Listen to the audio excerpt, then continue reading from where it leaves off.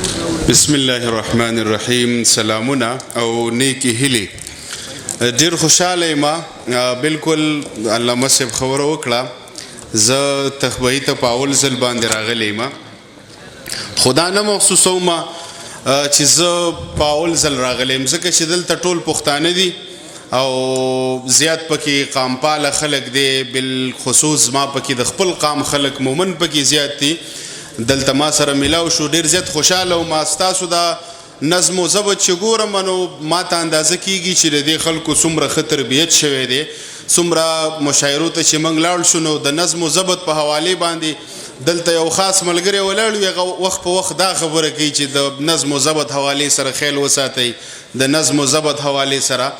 نو تاسو ته هیڅ حکم نه وي او بیا هم نظم او ضبط سم دی. الله دې وکړي چې تر اخره پورې همدغسې دا ټولو زمونږ د پښتنو دپاره فخر دی چې موږ داسې باشعوره ځوانان لرو. بهرحال دغه خبرو نه راتېرېږم، ستاسو بیا هم مننه د دې ټول یوت پارلمنټ ملګرو، د صدیقي صاحب، علامه صاحب او دغسې د نورو ټولو ملګرو. بهرحال دغه څو شعرونه دي دا دې درته عرض وي چې موږ ټول عمر سنجیده مجلسونو کې ناسته وکړو نو بیا چې دلته راشو اکثر زړه ډکي نو خیر که مانه غیر سنجیدګي کېده په شعر کو نو دا دی مطلب په ایډوانس کې دی بخښنئ. بیا هم چې او لاسونه یې په مخ تمامه شپه راتېروم، ایمانه نن دی بیا په یوه فتنه راتېروم، او دې ښار کې عیاشي کېږي د مینې په نامه، په دې لاره چې زمه ډیوه مړه راتېروم، او څادر یې په وجود راخوروم، وخت په وخت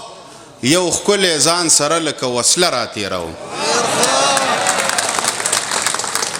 دا په ټوپکو پسې مړه خلک هنر څه کوي، د چا چې سترګې ویړندې هغه په لمر څه کوي، او له ډاره دومره رپېدي چې ښکل دې هم نه کړمه، څوک چې د ښکلو څنګ ته ځي نو بیا په سر څه کوي. ما خپلې خاورې پسې راوړې خدا چرته لاړه، هغه مغروره مقدسه هوا چرته لاړه، او زه په رکشه کې ناست یم شور دی غږ دی نه اورمه، خو د څېرو موټر کې سپینه رڼا چرته لاړه.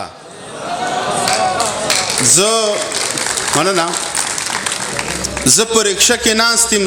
شور دی غږ دی نه اورمه، خو د څېرو موټر کې سپینه رڼا چرته لاړه، او په نیمایي ودرېدم ستا د بېلتانه په قیصه، یارانو چغې کړې چې وایه نو بیا چرته لاړه. او غرونه څه نه وایي او ستوري څه بیخي نه وایي،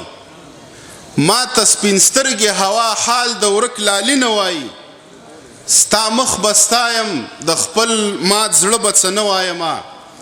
ځینې خطونه چاته څوک تر اخیري نه وایي،